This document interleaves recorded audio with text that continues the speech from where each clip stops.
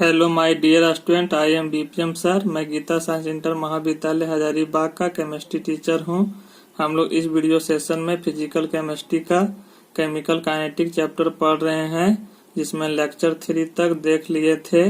यदि आप मेरे पहले का लेक्चर नहीं देखे हैं तो प्लीज आप उसे देख ले, जिसका लिंक नीचे डिस्क्रिप्शन में दे दिए हैं।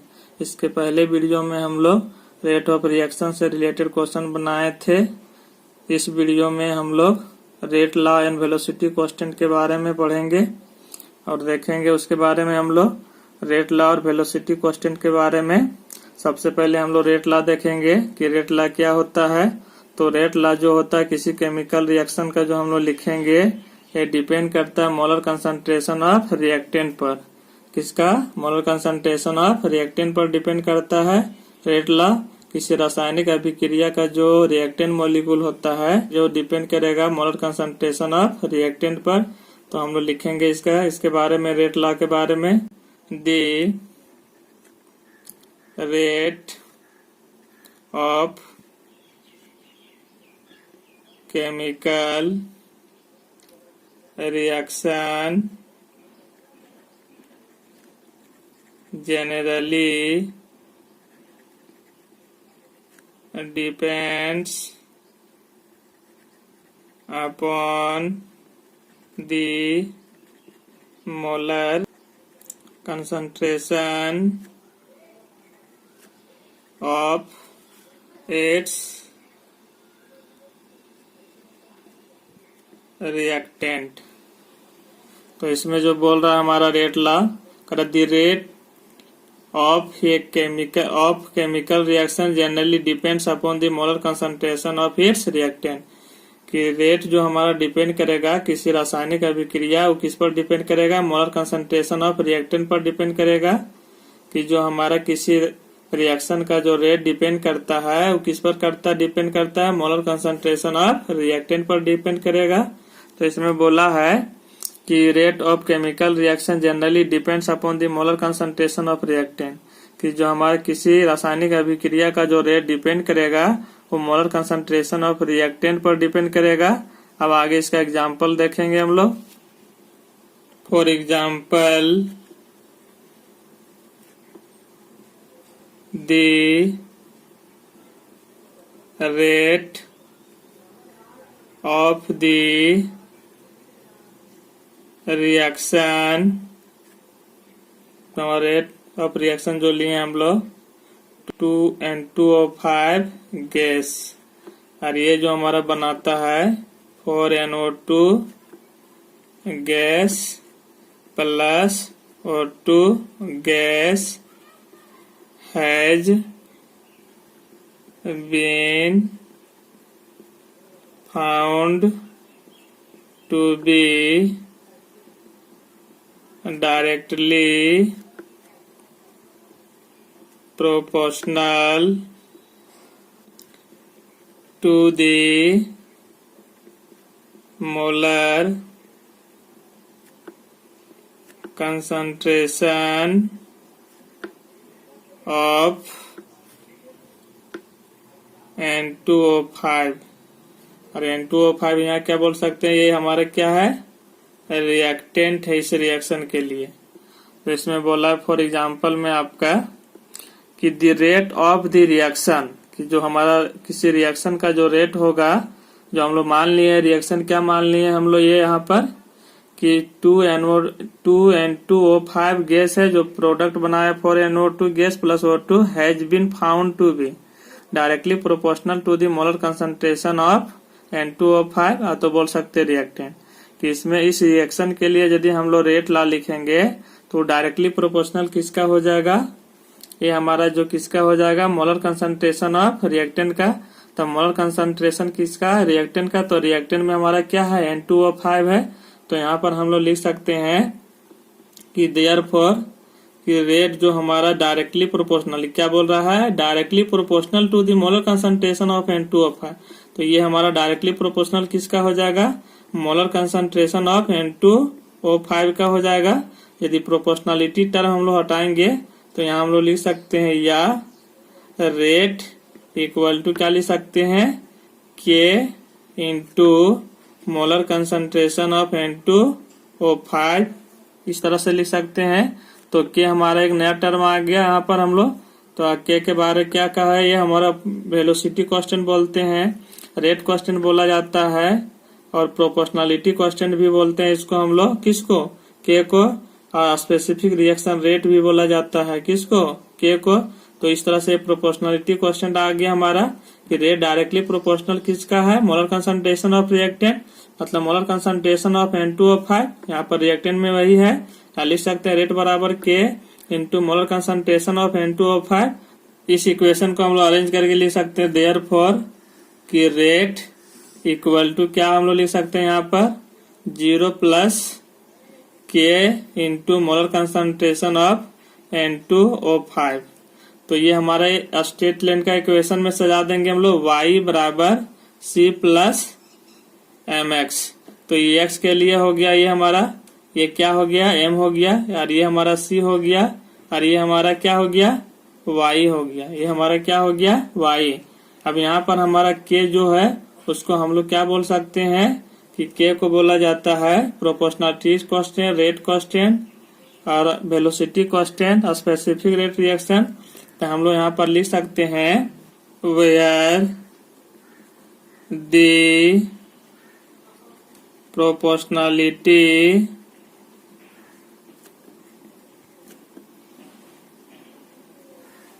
कांस्टेंट के is known as velocity constant और rate constant और specific रिएक्शन रेट। तो इस तरह से यहाँ हम लोग बोल सकते हैं कि the proportionality constant K is known as velocity constant, rate constant और स्पेसिफिक रिएक्शन रेट। तो इसका 3 नाम से जाना जाता है हम लोग। के को क्या बोलते हैं, रेट कांस्टेंट, क्या बोलते हैं हम लोग, रेट कांस्टेंट, वेलोसिटी कांस्टेंट और स्पेसिफिक रिएक्शन रेट। अब ये जो हम लोग इक्वेशन जो तोड़े हैं स्ट्रेट लाइन का, तो उसका हम लोग आगे क्या करेंगे, इस इक्वेशन के थ्रू से हम लोग क्या करेंगे, ग्राफ बनाएंगे।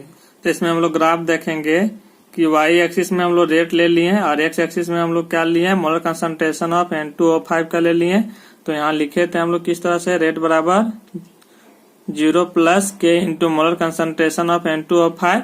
तो ये हमारा वाई एक्सिस में हो गया, रेट ले लिए, एक्स बराबर क्या ले लिए, मोलर कंसंट्रेशन ऑफ N2O5 के लिए एक्स एक्सिस में, और ये हमारा 0 जो हो गया ये ओरिजिन से हुआ, इसको हम लोग बोलते हैं इंटरसेप्ट। क्या बोलते हैं, इंटरसेप्ट। और एम हमारा क्या है, स्लोप। तो इस तरह से जहां हमारा इंटरसेप्ट होगा उसी पॉइंट में कट करेगा ये, और वहीं से हम लोग ग्राफ खींच सकते हैं। तो 0 हुआ, सी हमारा जो इंटरसेप्ट हुआ इसलिए ओरिजिन में हुआ, ये बढ़ रहा है, ये भी बढ़ रहा है, एक डायरेक्टली प्रोपोर्शनल, इसलिए ग्राफ हमारा कैसे बना, इस तरह से। तो यहाँ पर हम लोग बोल सकते हैं कि इस ग्राफ में जो हमारा इंटरसेप्ट जो हो गया, क्या हो गया, यहाँ पर इंटरसेप्ट जो हो गया सी होता है, और सी के जगह हम क्या है 0, इसलिए 0 हो गया। और यहाँ पर यदि हम लोग बात करते हैं स्लोप, तो स्लोप क्या था, एम। तो यहाँ क्या हो गया, के। वेलोसिटी कांस्टेंट हो गया, यहाँ क्या हो गया, के। स्लोप हो गया। इस तरह से इसमें हम लोग ग्राफ देख लिए इसका कि यदि रेट बढ़ेगा कब, जब मोलर कंसंट्रेशन ऑफ रिएक्टेंट बढ़ेगा तो रेट हमारा क्या होगा, बढ़ेगा, क्या होगा, बढ़ेगा। तो इस तरह से हमारा ओरिजिन से जा रहा है ग्राफ, क्योंकि इंटरसेप्ट हमारा 0 इसलिए ओरिजिन से खींचा गया। आगे इसका हम लोग डिफिनेशन के बारे में बात करेंगे, रेट लॉ के डिफिनेशन के बारे में हम लोग बात करेंगे। तो इन्वर्टेड कॉमा में हम लिखेंगे यहाँ पर कि the expression which related the rate of a chemical reaction to the molar concentration term raise to some power which may or may not equal to its stoichiometric coefficient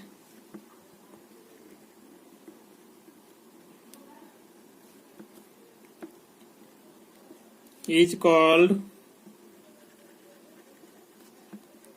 the rate law of reaction. तो हम लोग क्या कहते हैं, rate law of reaction. तो यहाँ inverted comma हम लोग क्या करेंगे, बंद कर देंगे। इसमें बोल रहा है the expression which related the rate of a chemical reaction to the molar concentration term raise to some power which में और may not equal to its stoichiometric coefficient is called the rate law of reaction। उसी को हम लोग कहते हैं rate law of reaction. एक यहाँ नया टर्म आया स्टोइचोमेट्रिक कोएफिशिएंट, तो इसके बारे में हम लोग समझेंगे कि स्टोइचोमेट्रिक कोएफिशिएंट क्या होता है। कि स्टोइचोमेट्रिक कोएफिशिएंट के बारे में हम लोग समझेंगे कि जैसे में हम लोग देखेंगे यहाँ पर कि एक हम आपका केमिकल रिएक्शन है 2NO2 2N2O5 गैस से 4NO2 गैस प्लस O2 बनाया।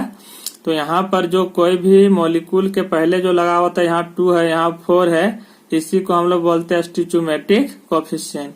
क्या बोलते हैं, स्टोइचोमेट्रिक कोएफिशिएंट। कि कोई भी रिएक्शन को बैलेंस करने के लिए हम लोग जो मल्टीप्लाई करते हैं उसी को बोलते हैं स्टोइचोमेट्रिक कोएफिशिएंट। और ये जो हुआ रेट जो डायरेक्टली प्रोपोर्शनल N2O5 का मोलर कंसंट्रेशन, तो रेट बराबर हम क्या लिखे, K into molar concentration of N2O5। लेकिन यहाँ पर स्टोइचोमेट्रिक कोएफिशिएंट आपका 2 था, लेकिन यहाँ पर 2 नहीं हुआ। तो इसमें बोला है कि स्टोइचोमेट्रिक कोएफिशिएंट जो मोलर कंसंट्रेशन टर्म के जो पावर होगा स्टोइचोमेट्रिक कोएफिशिएंट के बराबर हो भी सकता है और नहीं भी हो सकता है, क्योंकि ये हमारा एक्सपेरिमेंटली है। आगे इसमें देखेंगे रेट लॉ क्या हमारा एक्सपेरिमेंटली है। तो यहाँ पर ये जो होता है पावर बड़ा हो सकता है नहीं हो सकता। तो इस इक्वेशन में हम लोग देखे एक्सपेरिमेंट के द्वारा देखा गया कि इसका स्टोइचोमेट्रिक कोएफिशिएंट के बराबर नहीं हुआ। लेकिन यदि हम लोग दूसरा इक्वेशन का बात करते हैं कि NO gas plus O2 gas बनाया 2NO2 गैस, तो इसका रेट लिखना चाहेंगे, रेट बराबर NO directly proportional molar concentration of NO के power 2 into molar concentration of O2 के पावर 1।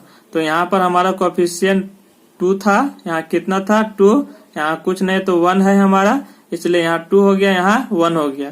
तो इस केस में जो हमारा रेट जो लिखे हम लोग K into molar concentration of NO के power 2 into molar concentration of O2 के पावर 1। तो ये हमारा इस इक्वेशन में स्टोइचोमेट्रिक कोएफिशिएंट के बराबर हो गया, लेकिन इस इक्वेशन में नहीं हुआ।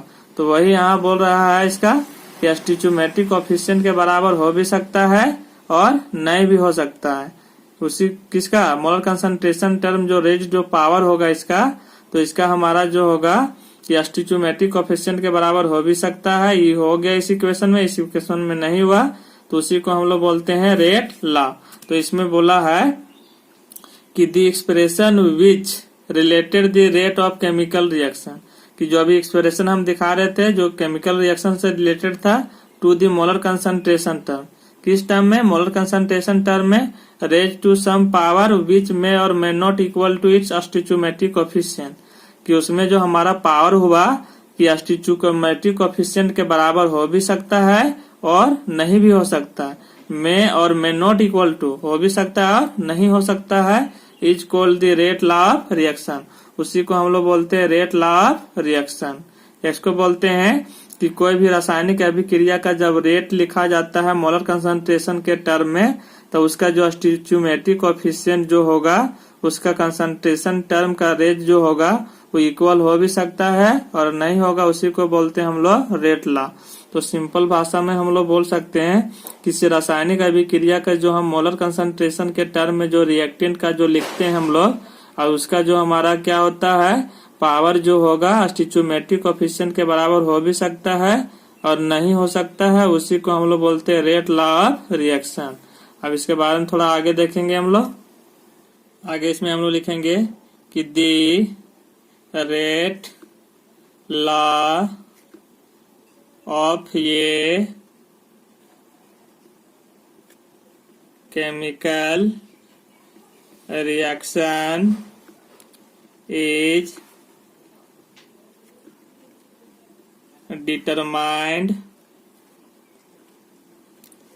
experimentally. It cannot be predicted theoretically. तो इसमें जो आपका बोला गया है कि rate law of a chemical reaction is determined experimentally, it can not be predicted theoretically.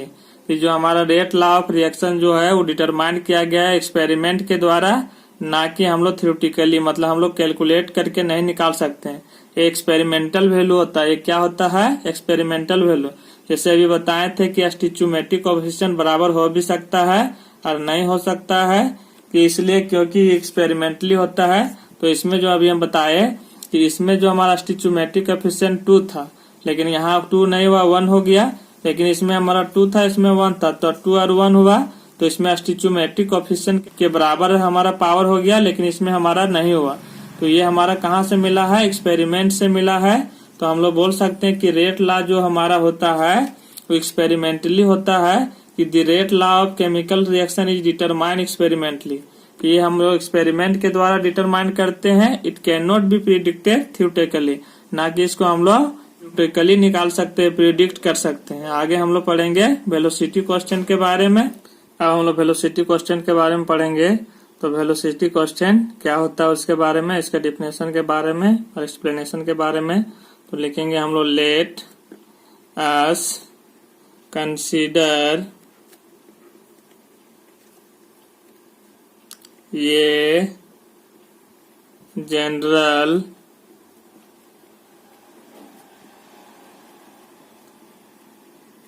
Chemical reaction. हम लोग मान लिए let us consider a general chemical reaction. इस जनरल केमिकल रिएक्शन हम लोग माने हैं कि ये small capital A plus small b capital B plus c capital C से हमारा बना लेता है प्रोडक्ट। क्या बना लेता है? ये हमारा प्रोडक्ट्स। ये जनरल में हम लोग मान लिए हैं small a capital A plus small b capital B plus small c capital C से क्या हुआ? प्रोडक्ट बनाया। अब स्मॉल ए स्मॉल बी स्मॉल सी जो हमारा स्टोइचियोमेट्रिक कोएफिशिएंट बोलते हैं, लेकिन capital A capital B capital C हमारा क्या है? रिएक्टेंट्स है। उसको हम लोग क्या बोलते हैं? रिएक्टेंट्स। तो हम लोग आगे इसमें लिख सकते हैं कि वेयर, जहां capital A B and C are reactants. हमारा क्या है? Reactants. And small A small B and small C are stoichiometric coefficient. क्या है? Stoichiometric coefficient. Its rate law can be written as. इसका हम लोग आगे रेट लॉ लिख सकते हैं। तो इसमें बोला है कि late us consider a general chemical reaction. जो हम लोग जनरल केमिकल रिएक्शन जो मान लिए हैं small a capital A plus small b capital B small c capital C से क्या बनाया? Product. Capital A capital B capital C हमारा रिएक्टेंट है। स्मॉल ए स्मॉल बी स्मॉल सी हमारा क्या है? स्टोइचियोमेट्रिक कोएफिशिएंट है। जहां वेयर जो है हमारा ये capital A capital B and C are reactants and small a, small b, small c are stoichiometric coefficient, its rate law can be written है। इसका हम लोग रेट लॉ लिख सकते हैं इस इक्वेशन के लिए। तो आगे इसका हम लोग रेट लॉ लिखेंगे। तो इस इक्वेशन के लिए जब हम रेट लॉ लिखेंगे तो क्या लिख सकते हैं हम लोग कि therefore rate equal to K into molar concentration of A के power P into molar concentration of B के power Q into molar concentration of C के पावर आर। तो यहाँ पर हम लोग क्या लिखें, मोलर कंसंट्रेशन ऑफ ए के पावर पी, बी के पावर क्यू और सी के पावर आर। ये बी सी इसलिए नहीं हुआ क्योंकि इसका स्टोइचोमेट्रिक कोएफिशिएंट जो होता है उसके बराबर हो सकता है पावर, तो बराबर नहीं भी हो सकता। इसलिए यहाँ एक नया टर्म आ गया कि रेट बराबर K into molar concentration of A के power P into molar concentration of B के power Q into molar concentration of C के पावर आर। ये हमारा रेट लॉ हो गया किसके लिए, इस इक्वेशन के लिए। हमारा यहाँ क्या है, वेलोसिटी कांस्टेंट बोलते हैं, रेट कांस्टेंट बोलते हैं और स्पेसिफिक रेट रिएक्शन। इसके बारे में नीचे लिखेंगे हम लोग। रेट बराबर हो गया K into molar concentration of A के power P into molar concentration of B के power Q into molar concentration of C के पावर आर। तो यहाँ पर जो हम लोग लिख सकते हैं कि हायर यहाँ पर कि K is known as velocity constant, और इसको हम लोग बोल सकते हैं रेट कांस्टेंट, और इसको हम लोग बोल सकते हैं स्पेसिफिक रिएक्शन रेट भी बोला जाता है। तो यहाँ पर ये हो गया के इक्वल टू, यदि हम लोग मान लिए कि if molar concentration of A equal to molar concentration of B equal to molar concentration of C equal to 1 mole per litre. इसका जो होता है 1 मोल पर लीटर, तो हम लोग बोल सकते हैं देयरफॉर, तो रेट बराबर क्या लिख सकते हैं हम लोग, ये रेट बराबर यहाँ यदि हम लोग 1 मोल पर लीटर सभी जगह बैठा देंगे तो रेट बराबर हमारा यहाँ क्या हो जाएगा के। तो इस तरह से ये मिल जाएगा हमारा कि रेट बराबर हमारा क्या हो गया के। अब के हमारा क्या, वेलोसिटी कांस्टेंट, इसलिए आगे इसका हम लोग क्या लिखेंगे के का डिफिनेशन। अब हम लोग वेलोसिटी कांस्टेंट का डिफिनेशन देखेंगे। तो इसको इन्वर्टेड कॉमा में हम लोग लिखेंगे कि the rate of a chemical reaction when the molar concentration of all its reactants are equal to 1 mole per liter is called its velocity constant. उसको हम लोग क्या बोलते हैं, वेलोसिटी कांस्टेंट।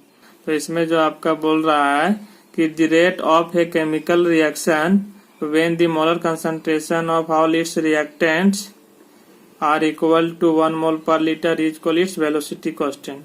कि यदि हमारा कोई भी केमिकल रिएक्शन में जब हमारा सभी रिएक्टेंट मॉलिक्यूल का जो मोलर कंसंट्रेशन जो हो जाएगा रेट ऑफ केमिकल रिएक्शन का, वो किसके बराबर हो जाएगा, सभी रिएक्टेंट मॉलिक्यूल जो किसके बराबर हो जाएगा, 1 मोल पर लीटर के बराबर हो जाता है, उसी को कहते हैं वेलोसिटी कांस्टेंट। कि जब 1 मोल पर लीटर सबके बराबर हो गया उस समय रेट बराबर क्या हो गया, के। तो इस समय हम लोग बोल सकते हैं कि कोई भी केमिकल रिएक्शन का मोलर कंसंट्रेशन ऑफ रिएक्टेंट का वैल्यू जो होगा 1 मोल पर लीटर के बराबर हो जाता है, उसी को हम लोग बोलते हैं वेलोसिटी कांस्टेंट। किसको बोलते हैं वेलोसिटी कांस्टेंट, कि किसी भी केमिकल रिएक्शन का मोलर कंसंट्रेशन ऑफ रिएक्टेंट जो है वो किसके बराबर हो जाएगा, सभी मोलर कंसंट्रेशन ऑफ रिएक्टेंट जो है हमारा 1 मोल पर लीटर के बराबर हो जाता है, उसी को बोला जाता है वेलोसिटी कांस्टेंट। अब आगे देखेंगे कि वेलोसिटी कांस्टेंट हमारा किस पर डिपेंड करेगा। the velocity constant of a chemical reaction is an intensive property. It does not depend upon the molar concentration of a reactant. However, the value of K depends upon the following factors.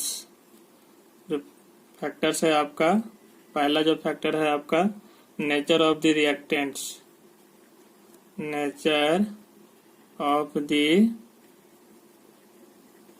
Reactants. इसका दूसरा जो factor है आपका temperature. क्या है आपका? Temperature. तो इसमें जो बोला है आपका कि the velocity constant of a chemical reaction is an intensive property. Intensive property जो होता है थर्मोडायनेमिक्स वर्ड है। तो इन थर्मोडायनेमिक्स में दो तरह से होता है, एक होता है एक्सटेंसिव, एक होता है इंटेंसिव। तो इंटेंसिव प्रॉपर्टी जो होता है वो डिपेंड नहीं करता। जैसे हम लोग बात करते हैं कि कोई रूम को हम लोग दो भागों में बांट दिए हैं। अब पहले रूम का टेम्परेचर था 25 डिग्री सेल्सियस और रूम को डिवाइडेड करने के बाद ही उसका टेम्परेचर कितना रह गया? 25 डिग्री सेल्सियस। तो उसमें कोई चेंज नहीं हुआ। तो वो जो कहलाता है इंटेंसिव प्रॉपर्टी कहलाता है। क्या कहलाता है? Intensive property. तो ये बोला it does not depend upon the molar concentration of reactant, कि मोलर कंसंट्रेशन ऑफ रिएक्टेंट पर ये डिपेंड नहीं करता है। कौन? Velocity constant. However the value of K depend upon the following factor, कि इसका जो वैल्यू जो डिपेंड करेगा नेचर ऑफ रिएक्टेंट पर और टेम्परेचर में, कि किस नेचर का रिएक्टेंट है उस पर डिपेंड करेगा और टेम्परेचर पर डिपेंड करता है। क्या? वेलोसिटी कांस्टेंट जो हमारा है वो नेचर ऑफ रिएक्टेंट पर करता है और टेम्परेचर पर डिपेंड करता है। तो हम लोग बोल सकते हैं कि वेलोसिटी कांस्टेंट जो हमारा है इंटेंसिव प्रॉपर्टी है। ये हमारा मोलर कंसंट्रेशन ऑफ रिएक्टेंट पर डिपेंड नहीं करता है। तो ये जो डिपेंड करता है हमारा नेचर ऑफ रिएक्टेंट पर, कि किस नेचर का रिएक्टेंट है, और दूसरा जो है इसमें टेम्परेचर पर डिपेंड करता है। अब इसके बारे में आगे थोड़ा और पढ़ेंगे हम लोग। अब इसमें हम लोग देखेंगे कि के का वैल्यू किसी रासायनिक अभिक्रिया पर क्या प्रभाव पड़ता है, क्या डिपेंड करता है, कि हमारा क्या मेजर करेगा, कि कोई भी रिएक्शन में के क्या हमारा काम करता है। इसको वेलोसिटी कांस्टेंट बोलते हैं। तो हम लोग आगे देखते हैं यहाँ पर कि K is the measure of rate of reaction। ये क्या करता? रेट ऑफ रिएक्शन को क्या करेगा? मेजर करेगा। Greater the value of K faster will be the reaction. क्या होगा इसमें? Faster will be the reaction and lower the value of K slower will be the reaction. In other words, for a slow reaction, the value of K is small while for a fast reaction the value of K is large। तो इसमें बोला है आपका कि K is measure the rate of reaction, कि K हमारा क्या करता है, मेजर रेट ऑफ रिएक्शन को मेजर करता है। Greater the value of K faster will be the reaction, यदि K का वैल्यू हमारा ग्रेटर होगा तो रिएक्शन फास्टर होगा। And lower the value of K slower will be the reaction, तो यदि हमारा K का वैल्यू लोअर होगा तो रिएक्शन स्लो होगा। इन अदर वर्ड्स, दूसरा भाषा में बोल सकते हैं कि for a slow reaction the value of K is small while for a fast reaction the value of K is large. तो इसमें हमारा K जो हमारा इंडिकेट करता है कि K का वैल्यू यदि किसी भी रासायनिक अभिक्रिया में K का वैल्यू यदि ज्यादा होता है तो रिएक्शन फास्ट होगा, और यदि K का वैल्यू कम होता है तो रिएक्शन स्लो होगा। तो इस तरह से हम लोग पढ़े वेलोसिटी क्वेश्चन के बारे में कि K का वैल्यू जो हमारा काम करता है कि मेजर करता है हमारा rate of reaction. Velocity question क्या करता है, हमारा रेट ऑफ रिएक्शन को मेजर करता है। यदि वेलोसिटी क्वेश्चन का वैल्यू ज्यादा होता है तो रिएक्शन फास्ट होगा, और यदि कम होता है तो रिएक्शन स्लो होगा। दैट इज बोल सकते हैं K का वैल्यू यदि हमारा ज्यादा होता है तो रिएक्शन फास्ट होगा, और कम होगा तो रिएक्शन स्लो होगा। नेक्स्ट टॉपिक में हम लोग पढ़ेंगे एवरेज एंड इंस्टेंटेनियस रिएक्शन से रिलेटेड क्वेश्चन बनाएंगे। यदि आपको इस वीडियो में कुछ भी समझने में कोई दिक्कत है तो कमेंट बॉक्स में जरूर कमेंट करें। यदि आपको कोई भी क्वेश्चन पूछना हो तो कमेंट बॉक्स में जरूर लिखें। और यदि आप मेरे चैनल में न्यू व्यूअर हो तो मेरे चैनल को सब्सक्राइब कर ले, ताकि मैं कोई भी वीडियो अपलोड करे तो आपको सभी नोटिफिकेशन मिलते रहे। इस वीडियो में यहीं तक, थैंक यू।